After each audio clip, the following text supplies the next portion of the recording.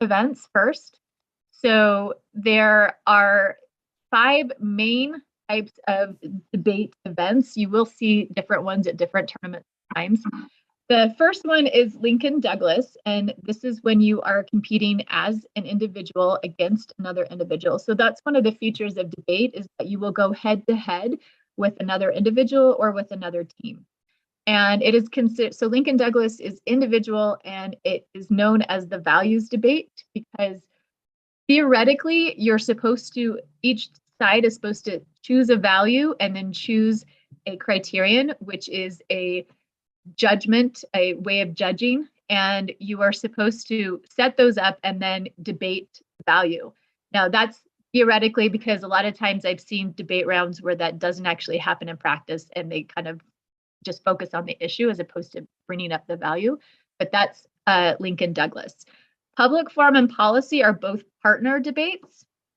They are, public forum is a little bit shorter and the topics change every couple or every month. Whereas with policy, it is the same topic the whole year round. The rounds are longer and you have to propose a plan to fix the problem. So you have the same problem the entire year. You propose that, you propose a plan, and then the sides can debate, and the defense and the NAG can propose their plan, and then the parties debate whether it's even an issue and whose plan is better. So that is policy. So they're a little bit longer and a little bit more, they can sometimes be a lot, there can be a lot more issues involved in a policy debate versus a public forum debate, but they're both partner debates. Congress is, you work as an individual, but you are in a room with about 15 to 20 other people. And in that room, you are working to debate legislation. So there's a slate of bills that are proposed before the tournament. And so you know what the possible bills are, and you take turns debating and either taking the affirmative or the negative for a bill and argue for or against passing of that bill. And there's also motion practice and some other things that can happen in Congress, just like in a legislative session. So you have to know the rules, the orders and motions for legislation and things like that. Big question is a newer debate, and it is a philosophical debate. So again, they use the entire, like with policy, they use the same question for the entire year, but they tend to be more ethics-based questions. So I think more recently it was one about religion, and so it's kind of like it's a philosophical debate. You can use evidence, but you don't have to. And it's a little bit more flexible. You can go 1 against 1, 1 against 2, 2 against 2. So there's a range of different sort of variations for big question. So that's the debate side of things. Then we have the speech side of things. And so speech events are individual, they're sometimes called individual events because you will write your own speech or prepare your own speech and give it. And while you're competing against other people in your room or in your round, it's not like a head-to-head confronting each other on the same issue. Instead, you have different forms of speeches that you'll be given. So we have the planned pre-written speeches like oratory and informative. With oratory, it is a planned pre-written speech, and it can be between 7 and 10 minutes long, and it's a persuasive topic. So you choose whatever topic you want.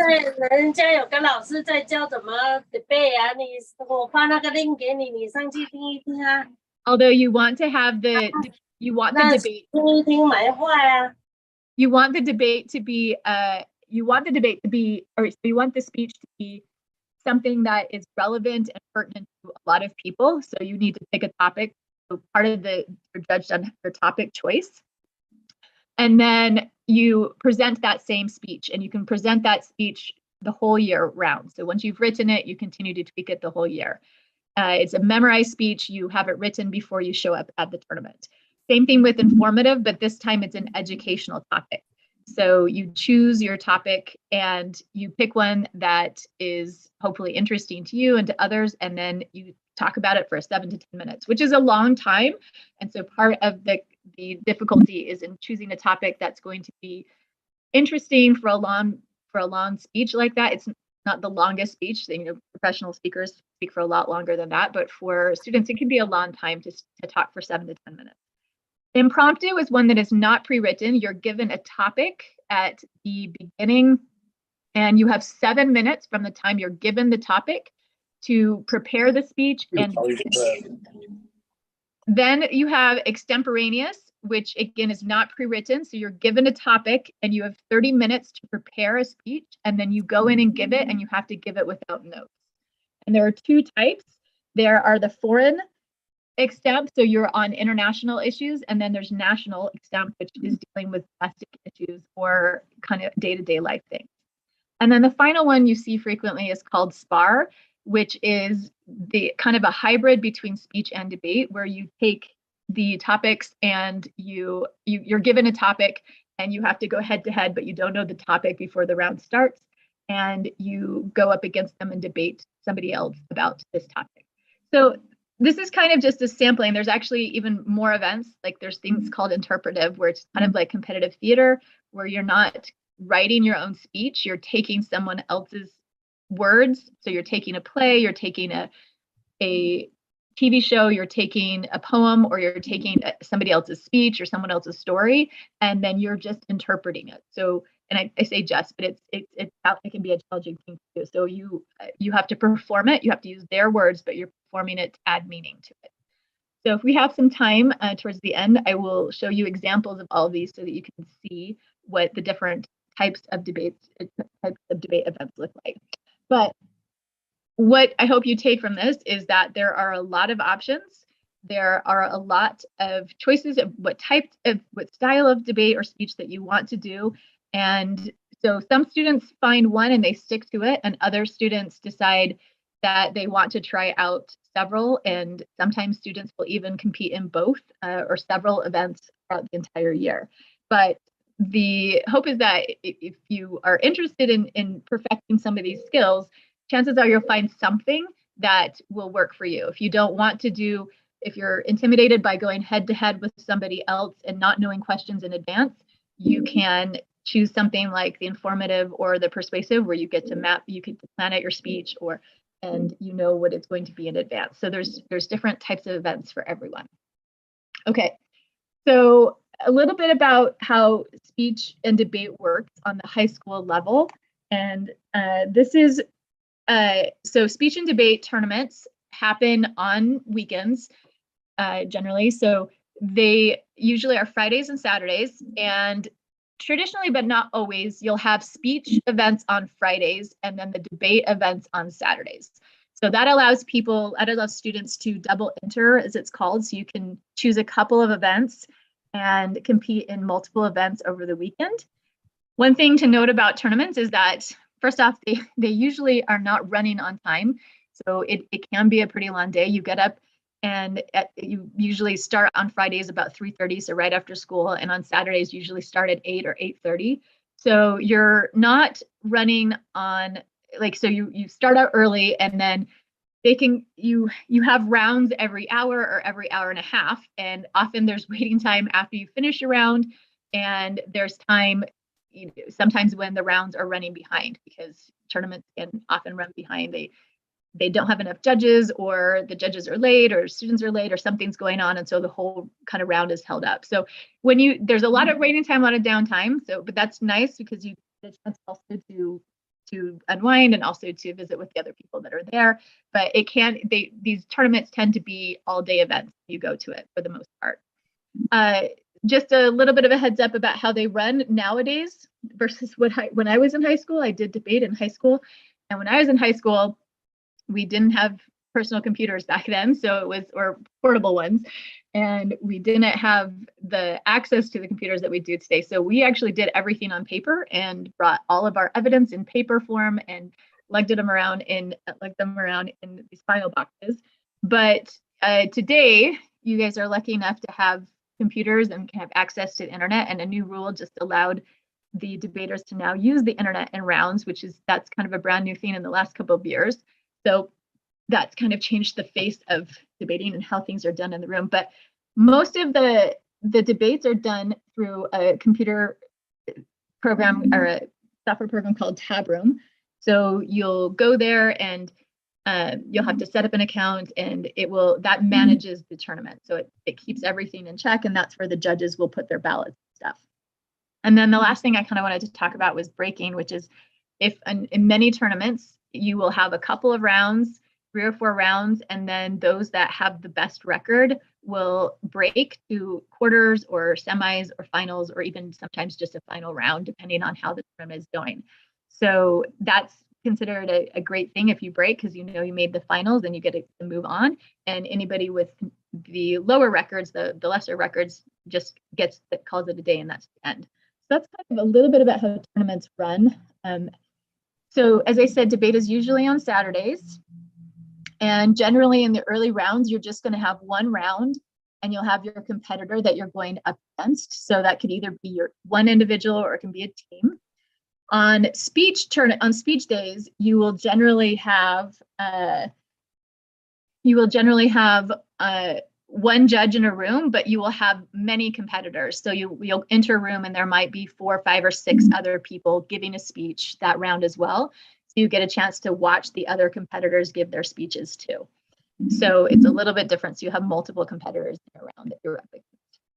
So one of the things that they kind of asked us to talk about is like how our debate tournaments judged. So there are lots of different ways that they're judged, because you have different individuals, and every individual is going to have a different perspective and a different viewpoint. So you will have what's known as lay judges, which are judges who do not have a debate background, usually parents or friends that have been roped into judging. And so they will come and show up, and they may or may not even know anything about your event. And then you'll have what are known as technical judges, which are judges that have experience in debate. These could be coaches, they could be people who former debaters, or like you might even get lawyers or other people in there that have a little bit more background in that area. And the thing about judging is that about debate is you have to be able to cater to that judge. So you have to be ready to adapt your skill set, adapt your speech, adapt your debate to cater to that. So if you have a lay judge, you want to slow down, you want to explain things a little bit more, you want to give more background. You don't treat them like they're dumb, but you can't assume that they know all the terms, the technical terms. So for example, in policy, they have something called stock issues, and there's terms like inherency and solvency. And if you went on and used those terms in front of a judge who didn't know what those terms meant and didn't explain them or why they're important, then the judge probably would tune out that information and wouldn't understand the importance of it. And sometimes if you have a lay judge, it can be tricky, because if the other side decides to break what's kind of a rule of debate, you might have a challenge in trying to explain that and explain how important it is that they honor those rules of debate, because there is a code of debate, and there are rules that you have to follow. For example, you can't make up evidence. You can't bring up new arguments in a rebuttal speech. You can't. So some of these things are rules that in debaters learn and know, but a lay judge doesn't know them. So if somebody else does them, you have to sort of explain. But that's part of debate, because as mentioned earlier, I was a lawyer before I became a teacher.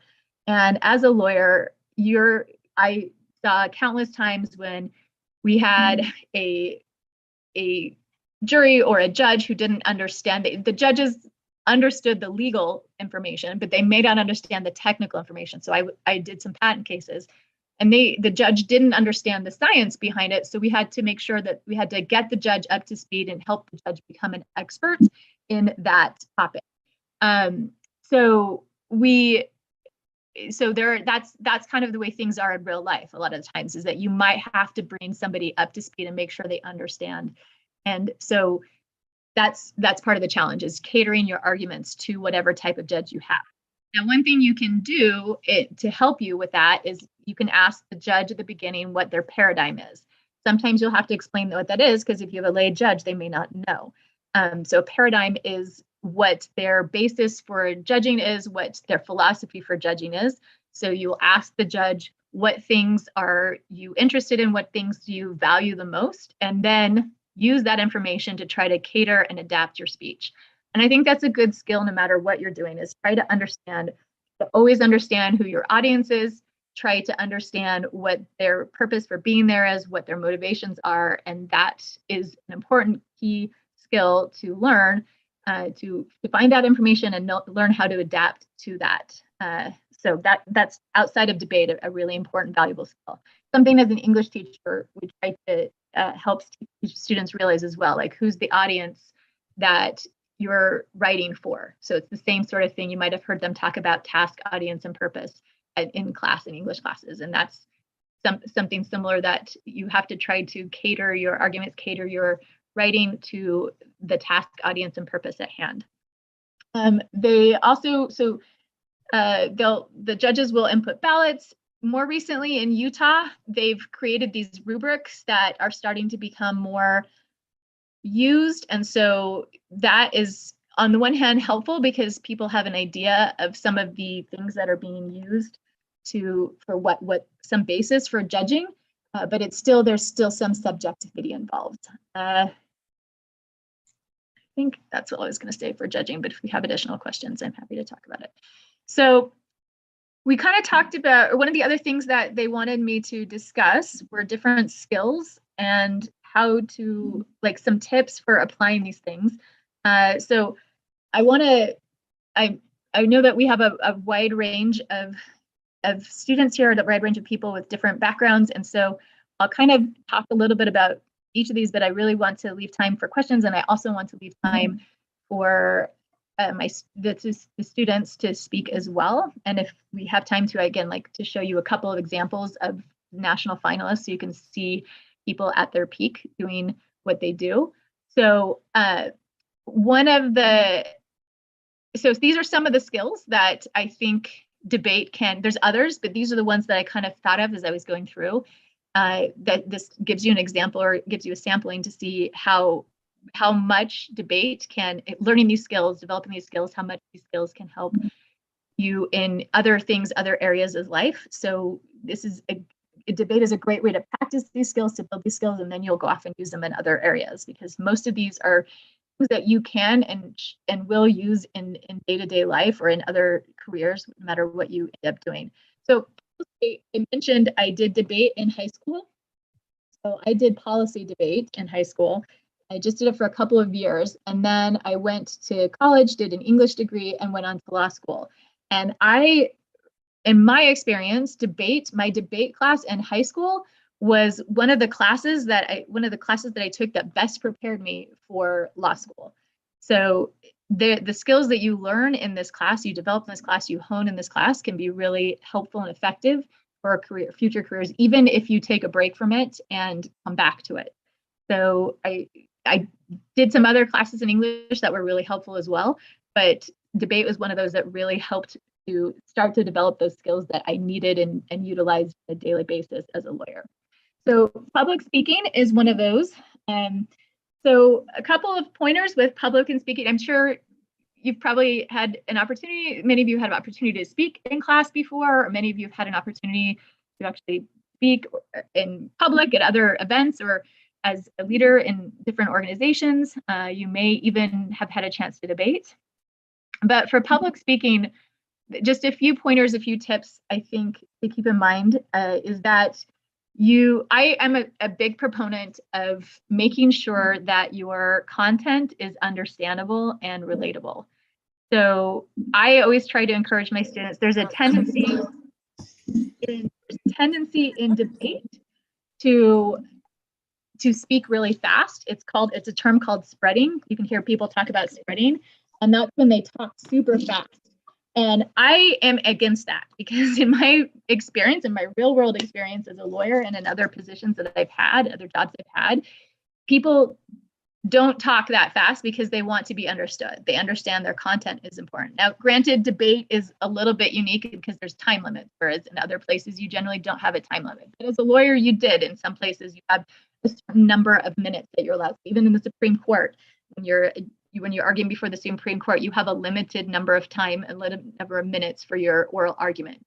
And so how do you balance the fact that you have a limited time with so much information Well, that's where the skill of prioritizing comes in. And I think that that is a very underrated tool or underrated skill in debate. I think a lot of students instead just say, okay, I'm going to cram a lot of information and talk really fast instead of actually prioritizing their arguments and thinking about what is most important and what is most valuable. And I find that most judges actually prefer to have a slower, regular paced debate and then someone who's just going to be straight talking and explain to them and give them the values and balance and weigh arguments and say, this argument here that they've made is not as important. It's actually kind of a silly argument. So I'll address it really fast, but I'm not going to spend all the time addressing it because it's not important. And so there's ways that you can circumvent somebody, you can counteract somebody who's throwing a bunch of arguments. You can just call them out and just say, this is, they're arguing, they're trying to throw a whole bunch of arguments out there. They're throwing everything in the kitchen sink at you instead of just telling you what's really important. And if you do straight talking like that, a lot of times you're going to come off the more reasonable, more practiced, more polished individual. So that's for public speaking. I know you always have a lot of content, a lot of things you want to say, but I think one of the most important things you can keep in mind is to talk at a normal pace and just prioritize what's important and talk in a straight, relatable way. That's one thing that one of my law school professors taught me. So his name is Professor Thomas Lee. He taught at BYU, but then he ended up becoming a Utah Supreme Court justice. And one of the things that he taught us as lawyers when we were in law school is the importance of having a conversational tone, sounding relatable and approachable. If you sound relatable and approachable and have a conversational tone, people are going to believe what you have to say. You're going to sound much more credible, and they're going to, you want to seem likable, you want to seem relatable. So talking slowly, talking in a normal conversational tone, these are all things that can help you sound much more reasonable, much more credible than your opponent. Okay, so writing a speech, there's a lot that goes into writing a speech, and I can't begin to cover all of it in the short time that we have, but a couple of things that I've noticed that help, like a couple of pointers that will help you in your writing and help you in debate as you write your speeches. Number one, you need to what is called signpost or present roadmaps. And this is something I stress with all my students. I stress this with my English students. So when you're writing a speech, especially if you think about the speeches that people are writing that are 7 to 10 minutes long, that is a long, long time for someone to sit and listen to the speech. So, and when you're giving these speeches live, people don't have a chance to go back and rewind and listen to what you have to say. So if they miss something, then they're completely lost. So you have to give them avenues, you have to give them signposts to help them get back into your speech if they've lost your train of thought, or if they tuned out for a second, or if they were writing something, if they're taking notes and flowing and they missed a point, you have to help them get back. So one of the most important things you can do is you give a roadmap at the beginning. So that's like a summary, an outline of what you're going to say. And then inside the speech, you give signposts. You say first, you say next, you use transition words to help people. And you pause and make it a big deal. So you make it really clear that this is one of your big points. And then at the very end, you summarize all of those things up.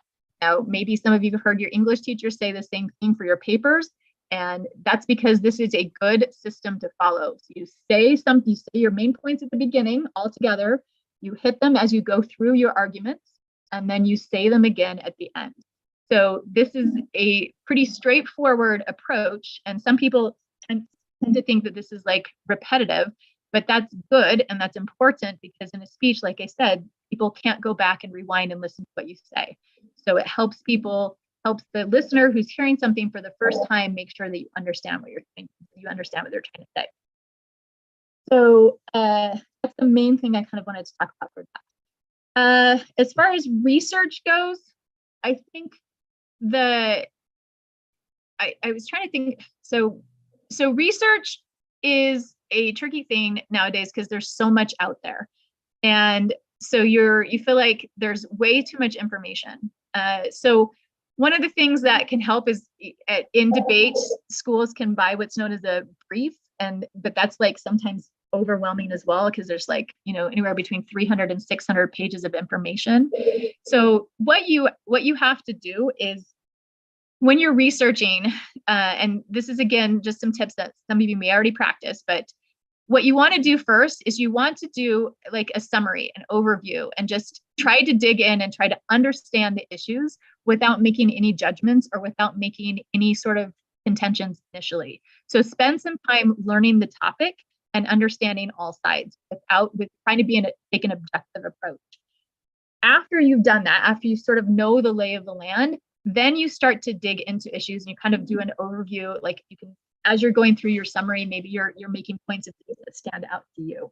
But I think that so many people skip this summary step and immediately jump into trying to find their contentions, trying to figure out arguments for or against, and they don't get the bigger picture. Sometimes that can end up harming them in the end because they haven't spent time really thinking about the issues and understanding the full picture.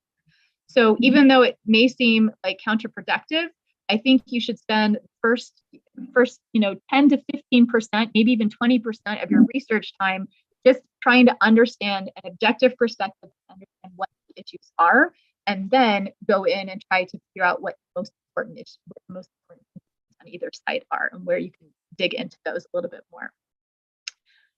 So one of the other things that people wanted me to talk about was how to ask questions, how to answer questions, how to prepare for questions that you're not anticipating. So that can be a tricky thing. Questions are something that a lot of my students struggle with, especially novice students struggle with trying to understand what to do as far as questions go. First off, you should prepare questions in advance. The more you know the issue, so going back to research, as you become to know the issue, do as much as you can to prepare questions for and against before. I just watched one of my students do a public forum round in the finals, and they actually went on to win state. And they had you could tell that they had pre-written questions because they knew the issue so well and they'd been in so many rounds. So you may start off with a block of questions, a group of questions, and then you add to them and you keep adapting and keep learning and keep growing as you go through rounds, as you practice. And you're like, oh, that would have been a good question I could have asked. Or you after the round, if you had something that went wrong, you think, what could I have done differently? How could I have approached that differently? And then add that to your growing bank of questions or growing bank of answers that you have. So they were not surprised with the issues of the round were new, but they weren't entirely new because they'd seen enough of cases before and they weren't too dissimilar. So they had good questions written in advance. So as much as you can, it seems like you think you can't, but you can really think through questions and try to think through the other side and what those questions might be and have a bunch of them to ask. So as you're coming up with questions, on the fly, if you have to, if you don't have questions in advance, my suggestion is always to listen to their evidence. So almost always, shouldn't say almost always, I'd say about 50 to 75% of the time, the other side's evidence doesn't say what they actually say it means. And if you listen carefully to what they claim it means versus what the evidence is actually saying, you can find a gap in between what they say it means and what it actually says. So we had, if I have time, I could show you an example in the policy debate. It was about nuclear power, and they were trying to contain nuclear power so it wasn't contaminating the water.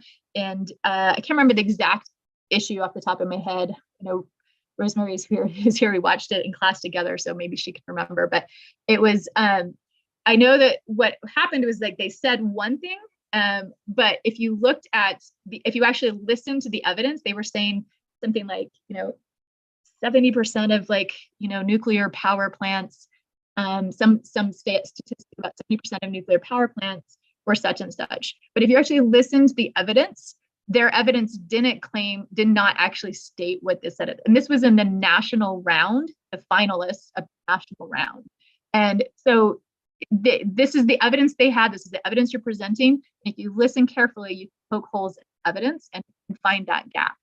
Another thing you can always attack is credibility of the source. You can also attack the recency. These are their skills and and techniques that you start to develop over time to at least poke a hole in the evidence as it comes up. One other thing about questions that I want to mention is that there's a difference between what's known as open-ended questions and leading questions, like closed-ended questions. And as a lawyer, we were always taught in cross-examination, so that's when you're cross-examining the opposite side, that you should use leading cross-examined questions. And so what that means is that they will be saying a yes or a no answer and not really giving these open-ended questions, like giving them free time, free reign to say whatever they want and to back up their points again. So that's a technique that you can start to develop. Like, how do you ask leading questions? They're going to get a yes or no answer and an answer you already know. In debate, there's a little bit more flexibility, and sometimes you do want to ask an open-ended question. But as a lawyer, it's really important on cross-examination, and these are some skills to think about. When do you use an open-ended question versus a closed-ended question?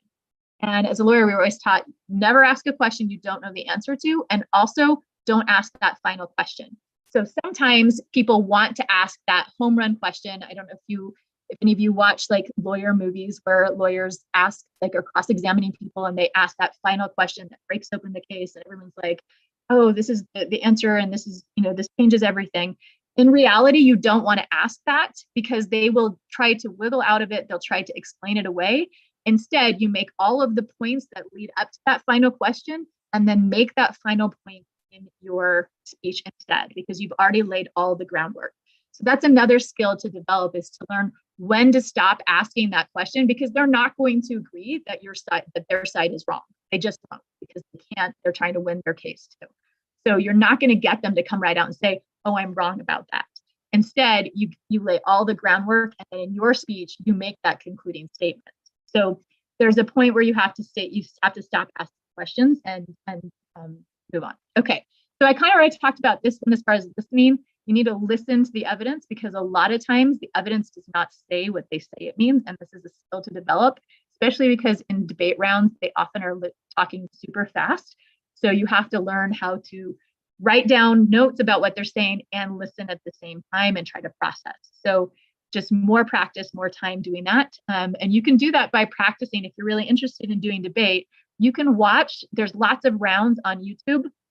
You can search for NSDA finals and then the event, and you can find lots of different final rounds posted on YouTube, and you can practice doing this. Practice listening to the rounds, practice taking notes, or flowing as we call it in debate, and listening to the evidence and seeing what you would ask. So, and what would the difference is, and seeing if you catch the questions that the opponents in the round are going to catch. Okay, so just a final couple of tips before I turn it over to my students to talk and answer questions. So a couple additional tips. One thing that I think is super helpful in developing good debate skills is actually to be aware of the world around you. So you need to be watching and reading the news, aware of current events, because current events and things around the news can always be brought in as examples if you know them. But if you're clueless about what's going on in the world, you have a more limited pool to draw these ideas and examples from. It's important to study lots of different topics at school. So I've been in rounds where most of the time these issues are they are all over the place. You have stuff that's in agricultural, you'll have stuff that's in international foreign policy, you'll have events. So most recent public forum had to do with the Artemis Accords and space, and that whether India should sign them. And the year before it was about organic agriculture. So you're gonna learn a whole bunch of I think it's interesting. I'm the type of person that likes to learn lots of stuff. So you're going to learn a lot of different things as you do these topics, or as you do debates. You'll learn lots of different things, but it helps to always learn even more. So a lot of times learning a little bit about economics, learning about monetary policy, learning about different scientific fields. These are all things that will help you. Like I said, watching other debates on search for NSDA on YouTube. So NSDA is the National Speech and Debate Association. So they're like the overarching umbrella for most tournaments, and it's like the national level. And then watch and analyze best speeches. So look at like speakers like Martin Luther King.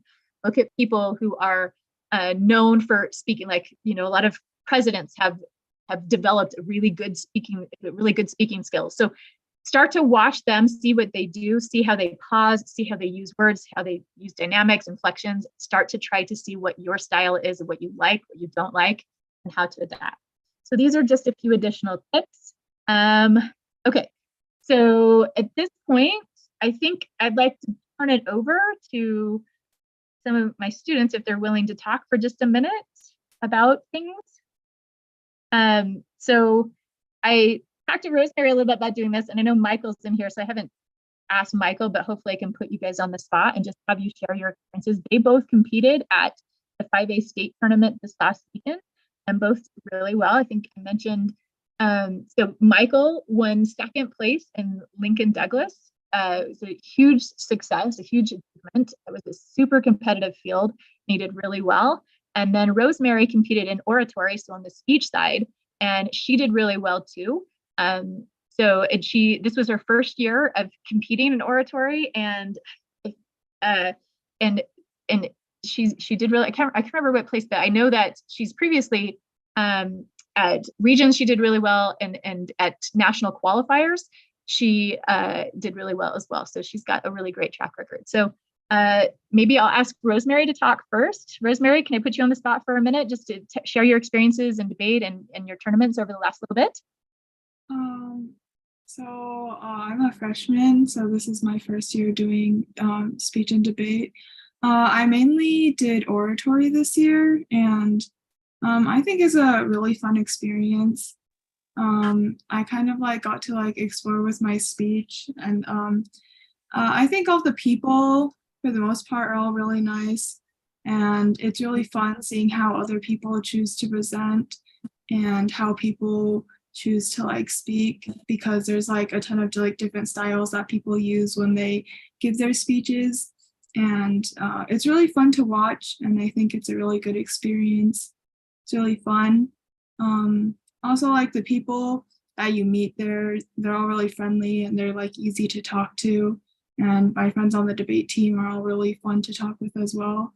And overall, I think it's just a really fun experience, and I do think it has also helped like with some of my like speaking skills and like my ability to kind of just like go up and talk, because I wasn't exactly a person that was ever like too scared of public speaking, but I do think like I was like kind of hesitant at times, but I do think that this has definitely made me a lot more comfortable with it, and overall it's just really fun.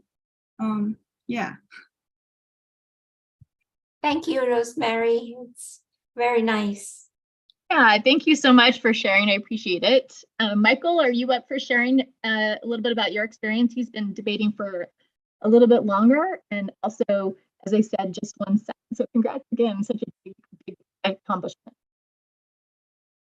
Yeah, thank you, Ms. Kunz.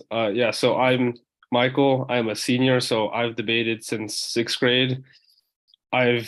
In my time, I've done both policy, and I've mostly done Lincoln Douglas. So yeah, that's my experience. I would say that debate has been very helpful just for English and research and speaking.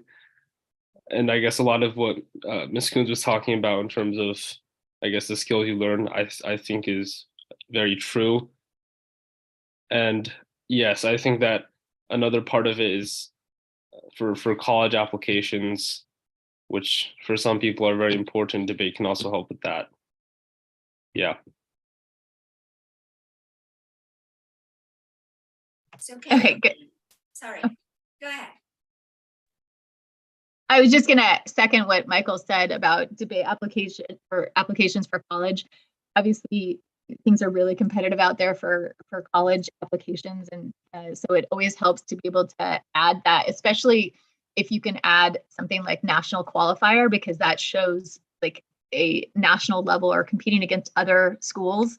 So outside of your own school, how you're doing compared to other students in your area and region.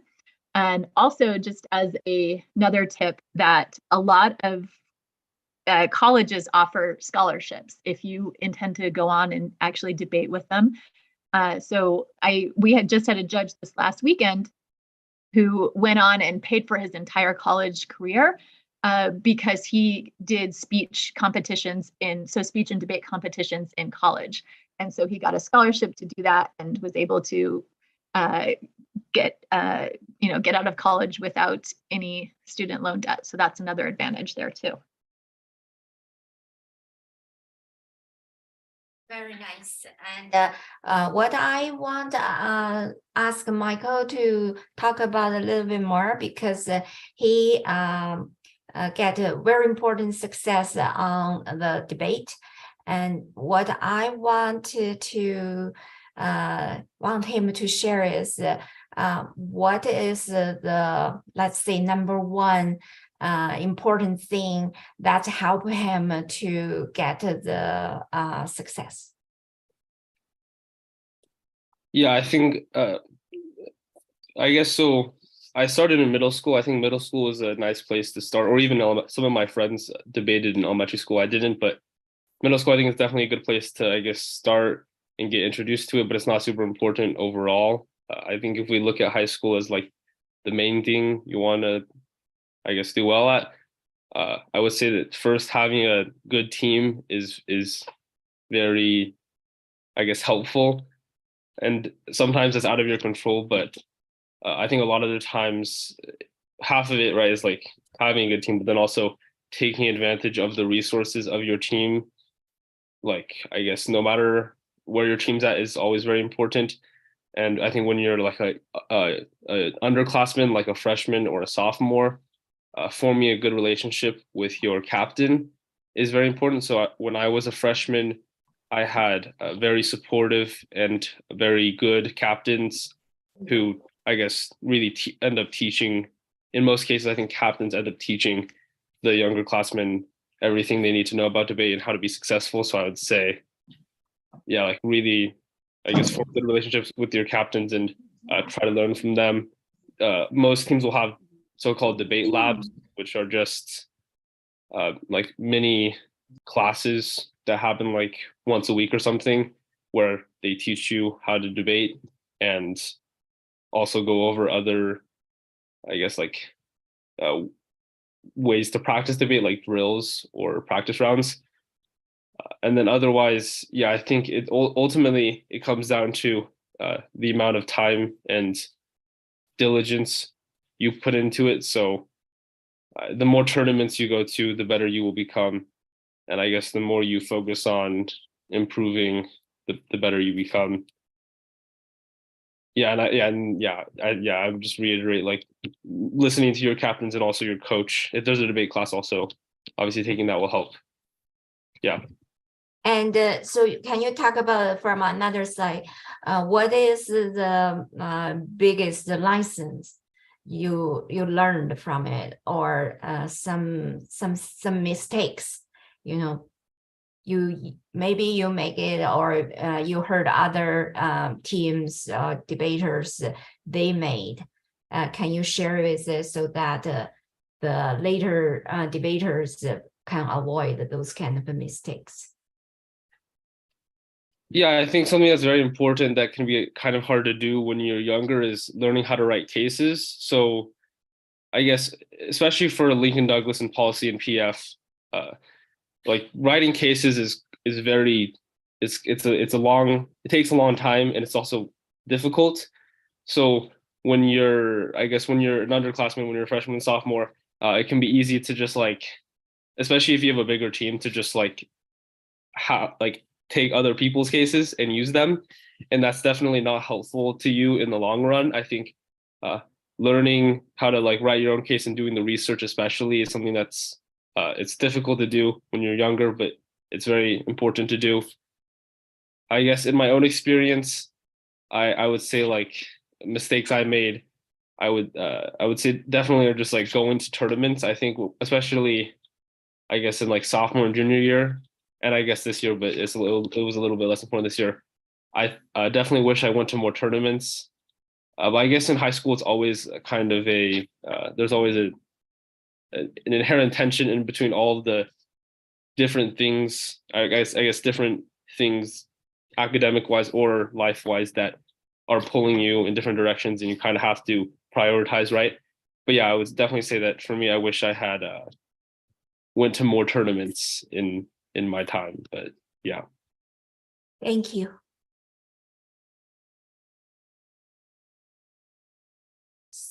So other students, would you like to share your experience, your stories? Anda, I know Anda participated many tournament too. And do you have some good or bad experience you would like to share? All right. Hey, 大家好. Hi. I'll just be doing this in English so everybody can understand what I'm saying. But so I'm currently a freshman at West. I do extemporaneous speaking. I used to do oratory and policy, but I'm currently doing extemp right now. I do international.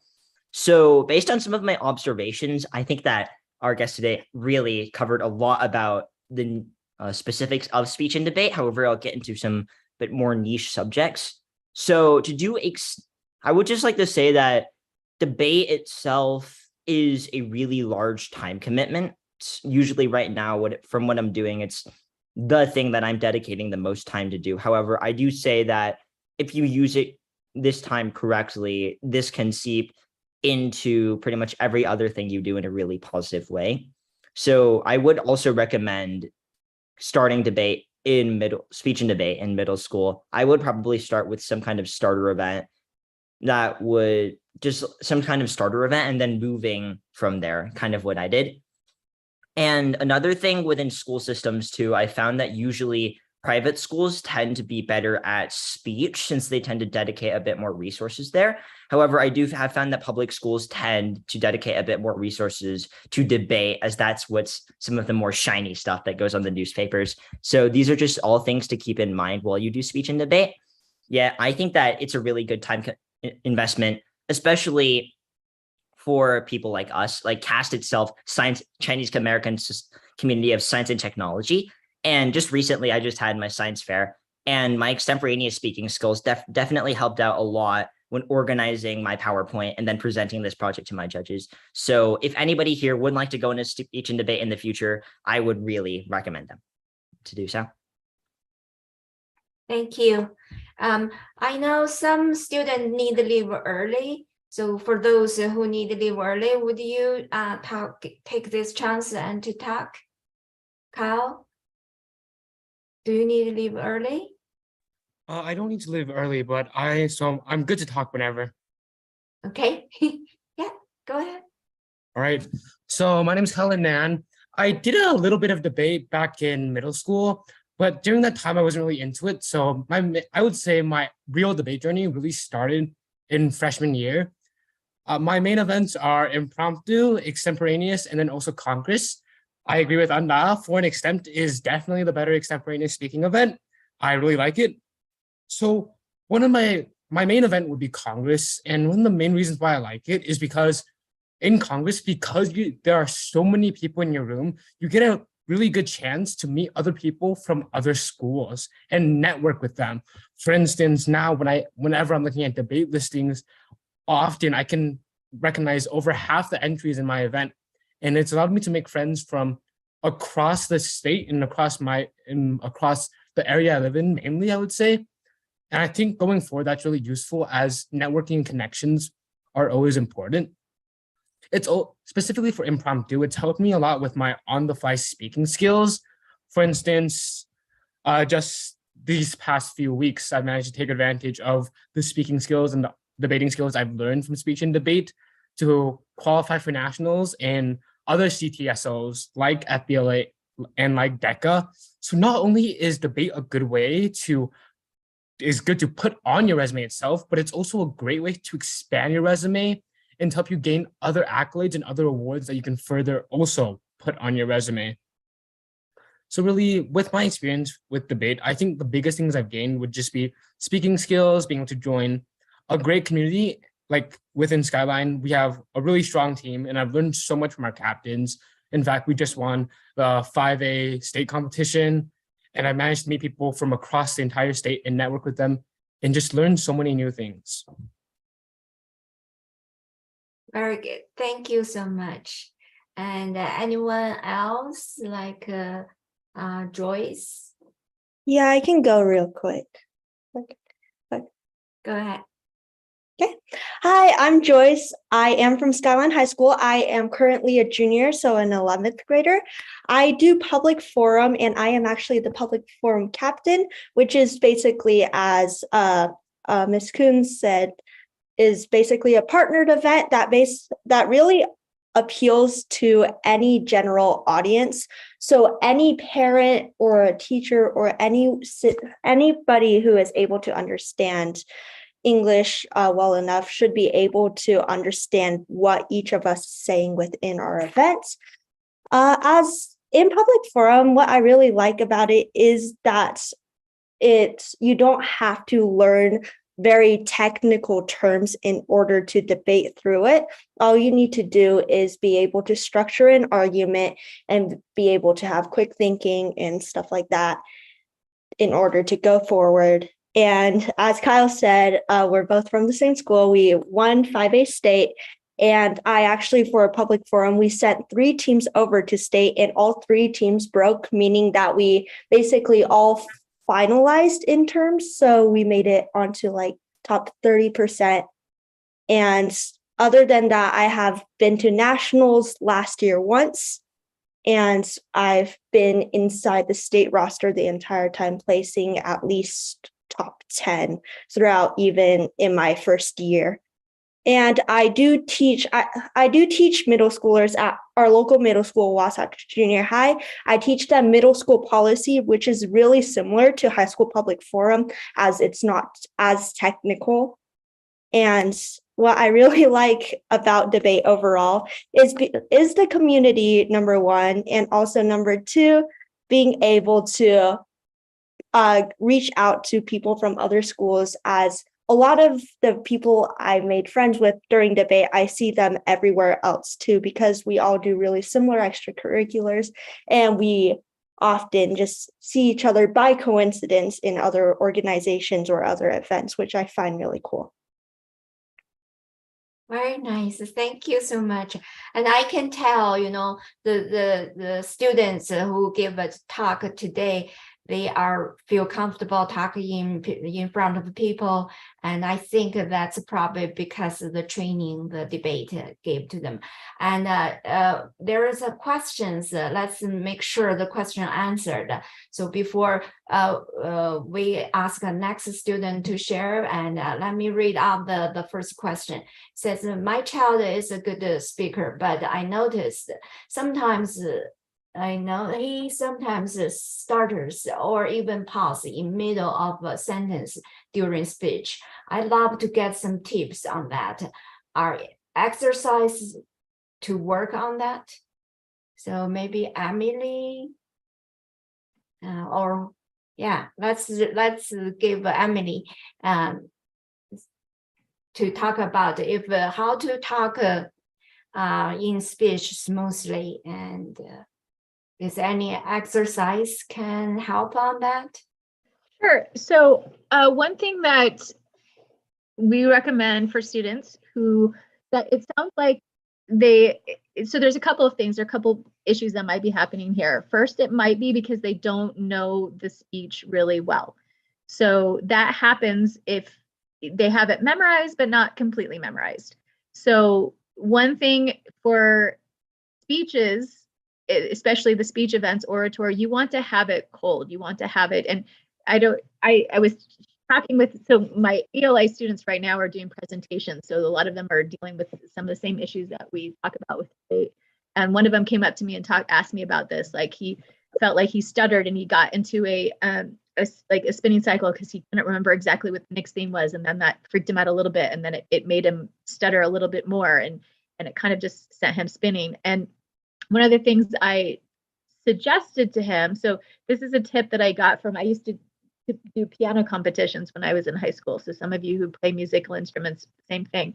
My piano teacher always said, you need to have these entry points So you need to have these points that you can skip to and just move forward. So this will happen sometimes. It just happens with all of us. Sometimes our mind just blanks out.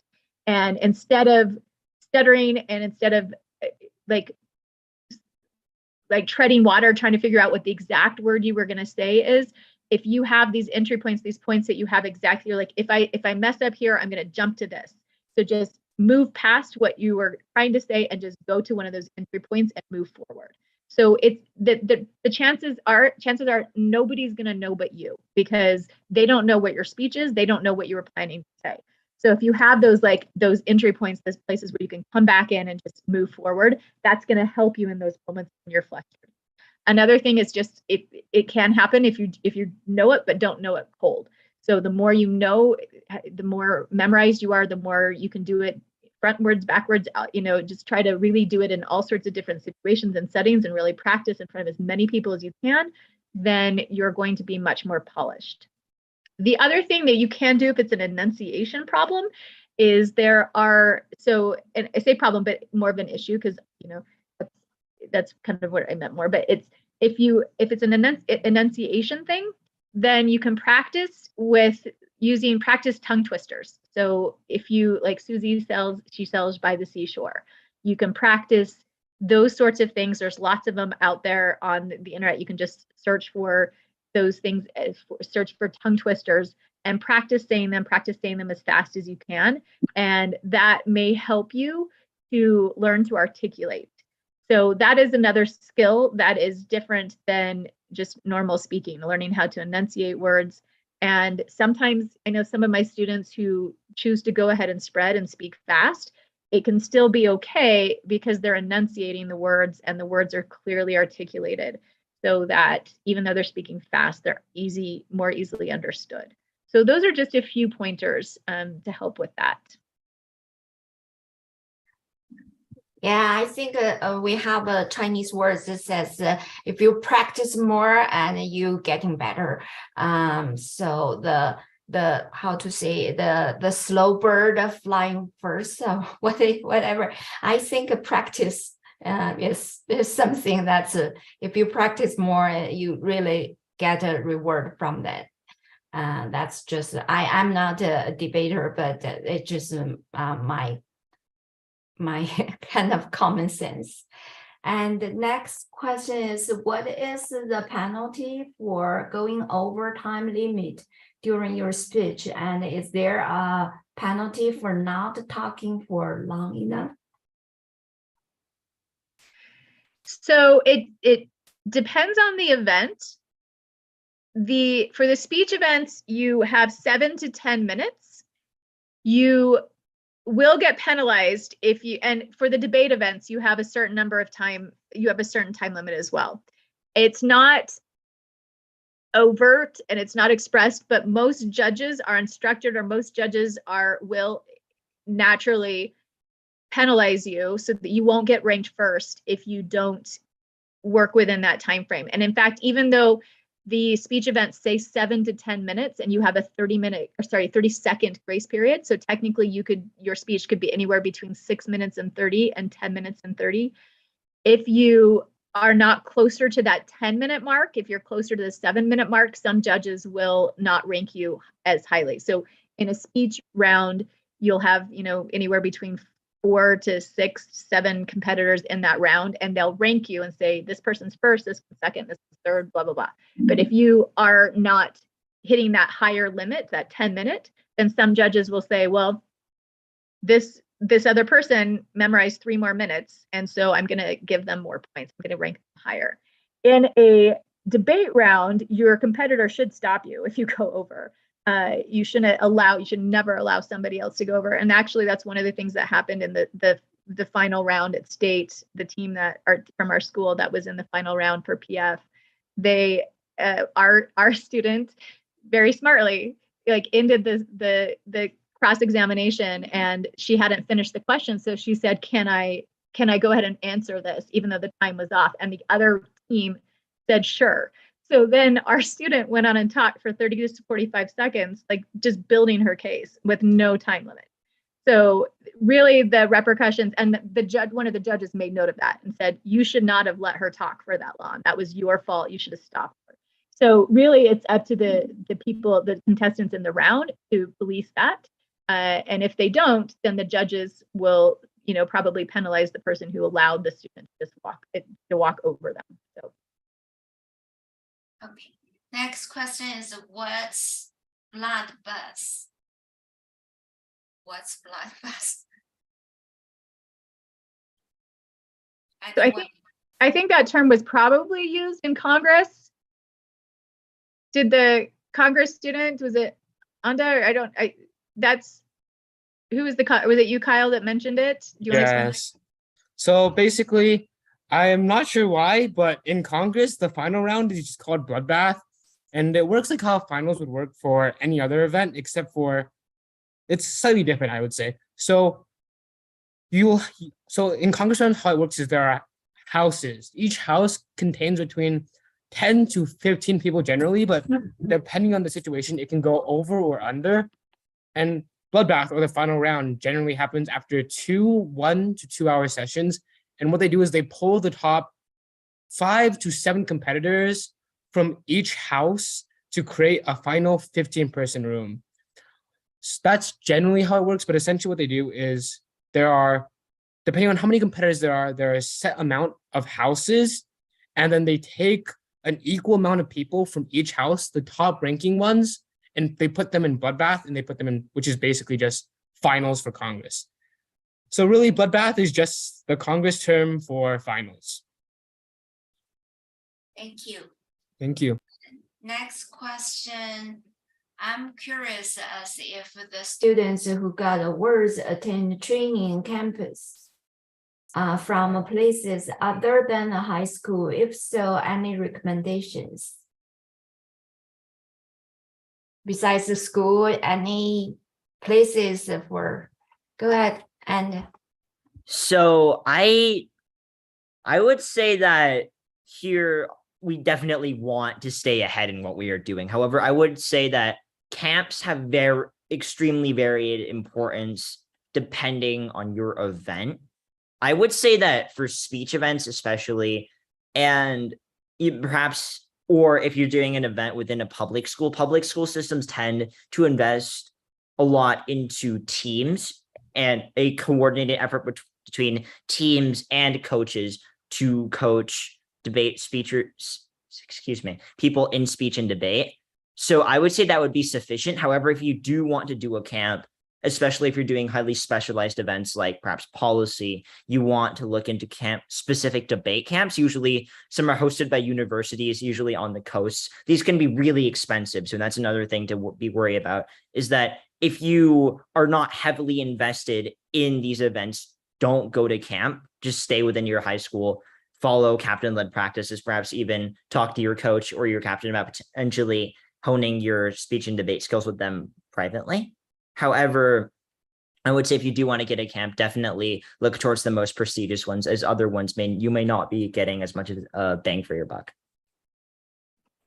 If you don't want to go too far afield, the University of Utah is holding a camp this year, and also the Utah Debate Coach Association does a camp in, I think, August. So, and they're relatively reasonable, and it's local here in Utah. So you can look into both of those options as well. Yeah, there's one more. It's called the extemporaneous. No, I don't know how to pronounce this word. Summer camp. You can check people who interested in the camp's recommendation. You can check the message.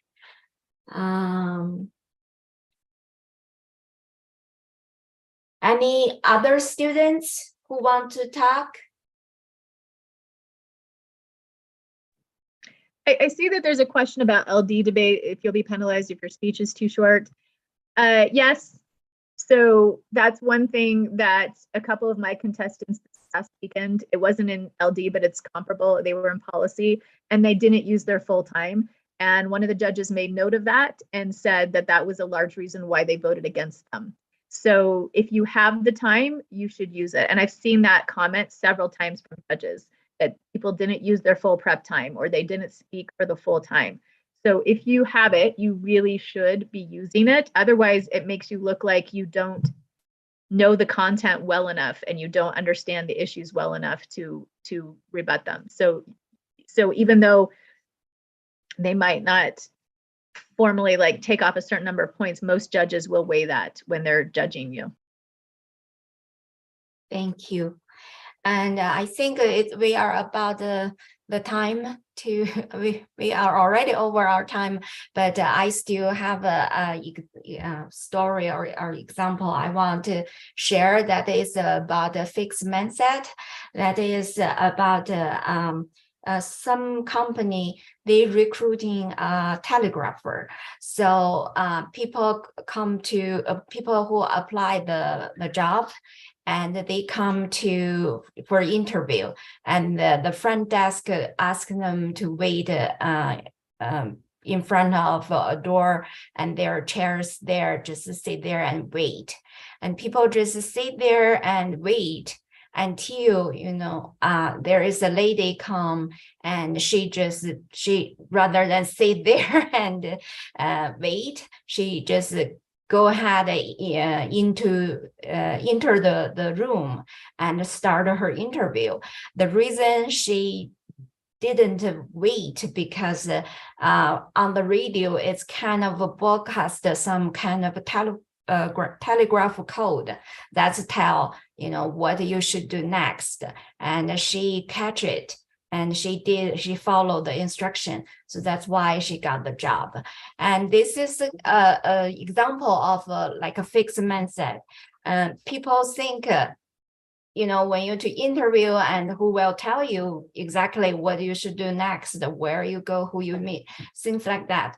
And they probably, I don't think all people wait out there not because they come for the job, they should have the skill. So they just follow the front desk and just sit there, wait, just because they think people will tell them what to do next. So that is an example of a fixed mindset. And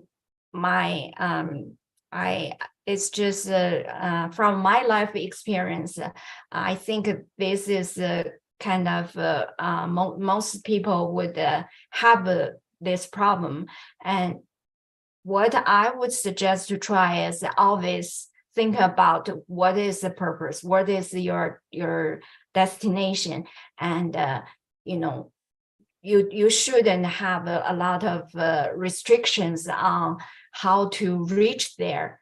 So I hope this would help me and help others can avoid, at least avoid some kind of fixed mindset mistakes. And there is my last story is I grew up in Beijing, and we know Beijing is the capital of China, but I think many years ago,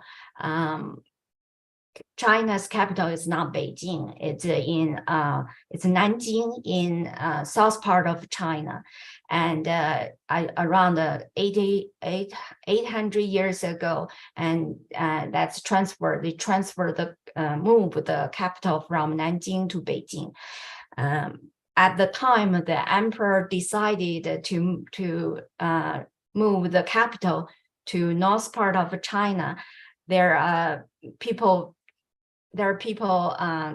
disagree the opinion. They think that's not a good idea. So the emperor let people to debate.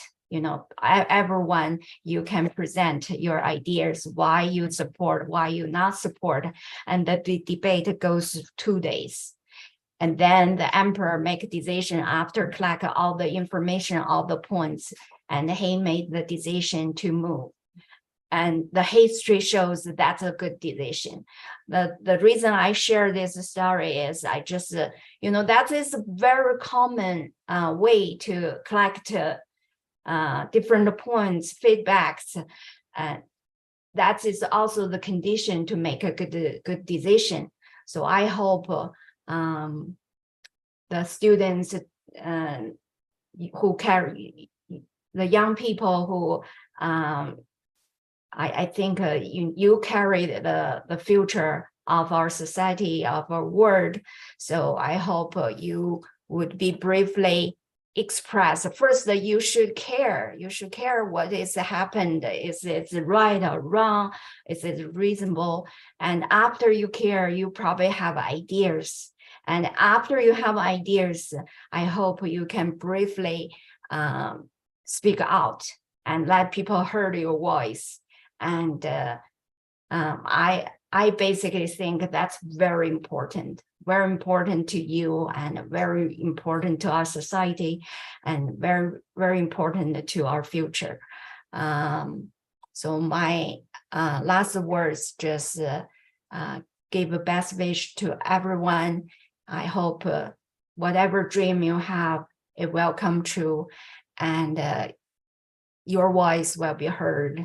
And if the world changed in the way it's better than today, I hope you have the contribution in that. I don't know anyone else. That's the last chance. If you have something you want to share, you can just talk to us. Otherwise, I would give the talk back to Teacher Feng or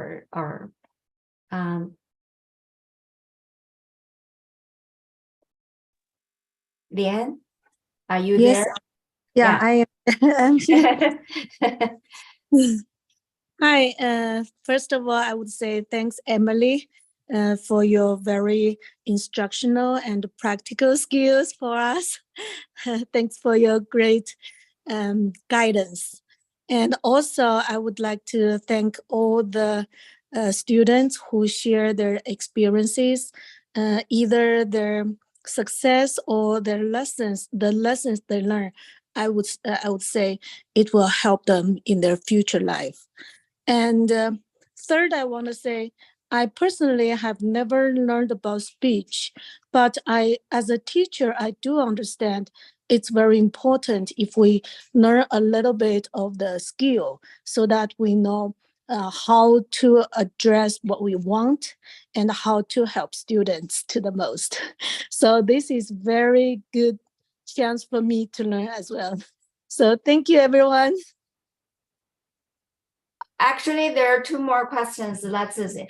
One is there seems to be many tournaments. How does one know which ones are more respected and competitive?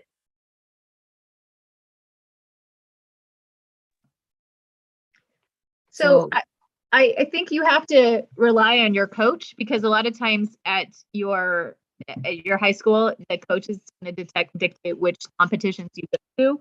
So first off, your coach, that's kind of their job to start to learn the tournaments. But you can also talk with the more senior people. So when I've been coaching for 2 years, so when I first started, I relied quite a bit on the officers to help decide that. And this year, same thing. I asked the officers which competitions they thought would be best. So relying on the more senior veteran debaters and your coach will help you know which ones, and they'll be able to guide you. All right. The next is people ask where we publish the recording, and if they want to listen to it or watch it later, where they get it. Dengpan, are you there? It's okay. I can answer this question. So we do have the YouTube going on with recording. So later we will, after we get ready, we will publish the YouTube. So on YouTube, what's Yes. the search? Is just a search Emily's name or search No, the Name topic? of lecture, Introduction to Debate. Okay. That's right. Yeah, I won't speak because I'm not sure if Xavier will influence the YouTube streaming. You know what I mean? Right. So it's in the discussion session, I guess it's okay for me to speak. Yes, we do have a YouTube streaming right now, and as you can see in the flyer, so we will keep the current title and we'll add the intro and like the front page for brief introduction for the video, I guess, Yeah. like we did before. Share the link. Yeah, share the link to everybody, so we Yes. make it available and public.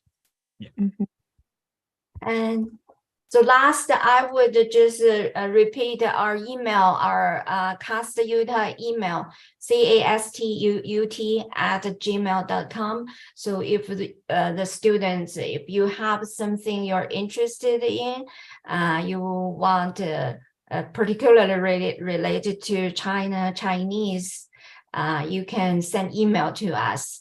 And if we have chances, we would take your suggestions or your interest and schedule our future event. And thank you so much, everyone. Thank you, Emily, again. And I wish you all have a big success in the future and heard your name here and there. And thank you, everyone. Have a good night. Thank you so much to all the organizers of the event and everyone else who spoke. I think it was very insightful. I really do appreciate it. Thanks, guys. And thank you, everyone. Good night. Thank you, everyone. Thank Have you. a great Bye night. bye. Bye, everyone. Bye. Bye, everyone. Bye. Bye, Emily. Bye. Thanks for inviting me. It was nice So to speak. Emily, what last question? Tomorrow, you will be at school, right? Yes. Okay. Okay. So Yeah. tomorrow at school, I will come to you probably during lunchtime. Is that Okay. okay? Yes, Okay. that's fine. Thank All right. you. Have a great night. Thank you. Bye. Bye. Thank you.